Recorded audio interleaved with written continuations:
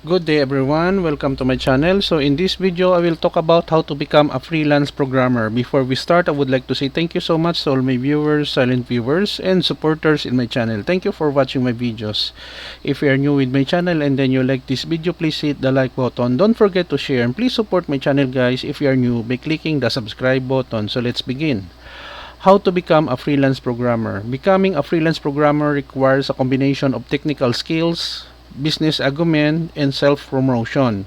Here are some steps you can take to become a freelance programmer. Number 1. Develop your programming skills. Start by honing your programming skills in a specific language or technology stack. Choose a programming language that aligns with your interest in the demand in the freelance market.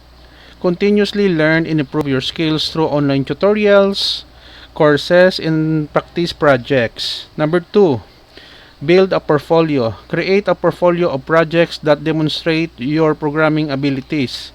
These projects can be personal projects, open source contributions, or freelance work you have done for clients. Showcase your best work, highlighting your problem-solving skills in code quality and creativity. Number 3, identify your niche. Determining your area of specialization within programming. It could be a web development, mobile app development, data analysis, artificial intelligence, or any other field that interests you. Focusing on a specific niche can help you understand out and attract clients looking for expertise in that area. Number 4, establish an online presence.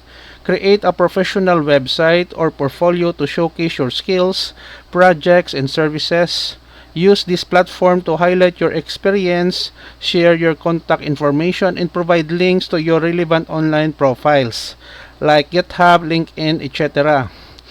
Building an online presence can help clients discover you and validate your expertise. Number 5, network and build connections. Connect with other professionals in the industry both online and offline. Attend tech conferences, meetups, and networking events to meet potential clients and fellow freelancers. Engage in online communities, forums, and social media groups to share knowledge, seek advice, and make connections. Word of mouth referrals can be invaluable for freelance work. Number 6, freelance platforms and job boards. Join freelance platforms in job boards specifically catered to programmers such as Upwork, Freelancer, or TopTal. These platforms provide opportunities to find freelance projects, bid on projects, and build your reputation through client reviews and ratings. Be proactive in applying for projects and tailor your proposals to showcase your relevant skills and experience. 7. Pricing and contracts. Determine your pricing structure based on factors such as your skills, experience, market rates, and the complexity of the project. Consider whether you charge an hourly rate or a fixed price for each project.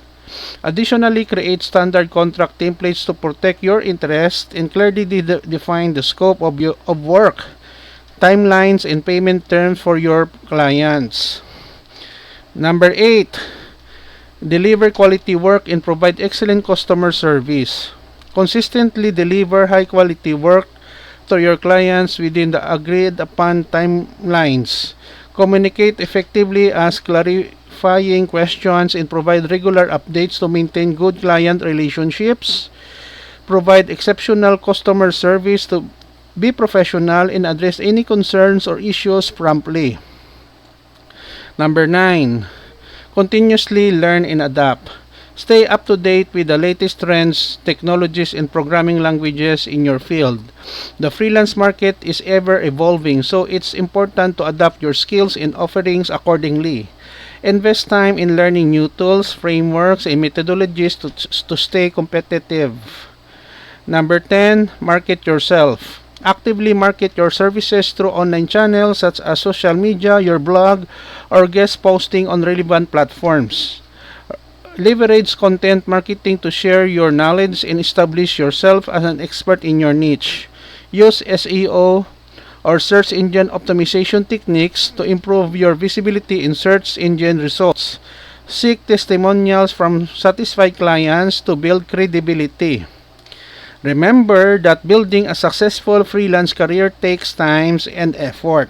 Be patient, persevere through challenges, and continually refine your skills and approach. Over time, as you gain experience and a positive reputation, you can attract high-paying clients and build a sustainable freelance programming business. Okay guys, so this is the end of my report on how to become a freelance programmer. Thank you so much for watching and listening. I hope that you have learned something new in this video. Don't forget to like, share, and please support my channel guys if you are new by clicking the subscribe button. See you in the next video tutorial guys. This is your friend Jake saying bye bye for now.